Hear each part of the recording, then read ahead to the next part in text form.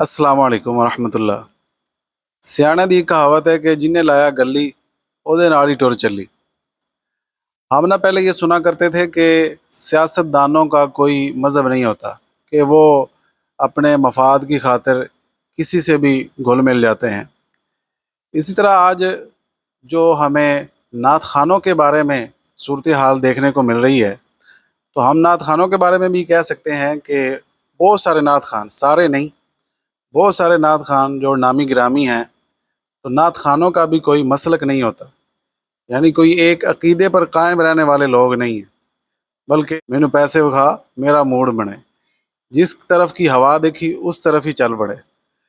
ربیع الاول ہے تو پکے سنی، محرم ہے تو پھر شیعوں کے سٹیج پر۔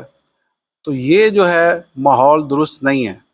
یہ صورتحال بڑی ہی خطرناک ہے اور ہمارے مسلک اہل سنت و جماعت کے لیے بڑی ہی نقصان دہ ہے۔ آپ جس نعت خواں کی تصویر دیکھ رہے ہیں، اس نعت خواں کو میں خود اور بہت سارا ہمارا جو حلقہ احباب ہے وہ ان کو پسند کرنے والا ہے، اور انہوں نے جو یہ تصویریں لگائیں تو اس پر لوگوں کے جو کمنٹس ہیں وہ بھی آپ دیکھیں کہ لوگ کس طرح جو ہے ان سے بائیکاٹ کر رہے ہیں کہ آپ نے مسلک اہل سنت سے غداری کی ہے، ایک ایسے شخص سے مل کر جو کہ عقیدہ اہل سنت کی دھجیاں اڑانے والا ہے، جو کہ مسلک رضا سے، اعلیٰ حضرت کے مسلک سے بغاوت کرنے والا ہے۔ تو اس لیے میں آپ تمام احباب سے یہ گزارش کروں گا کہ جیسے ربیع الاول کی آمد ہے، تو ایسے نعت خوانوں کو اپنے سٹیجوں کی زینت بنائیں، ایسے نقیبوں کو، ایسے خطیبوں کو بلائیں کہ جو مسلک اعلیٰ حضرت پر پختگی کے ساتھ کاربند ہوں، تاکہ ہمارے سٹیج سے، ہماری محفل سے، ہمارے پروگرام سے عقیدے کی پختگی کا بھی پیغام جائے۔ صرف نعت خوانوں کو بلا کے، نعرے لگوا کے، لنگر تقسیم کر کے بندہ پکا سنی نہیں بن جاتا،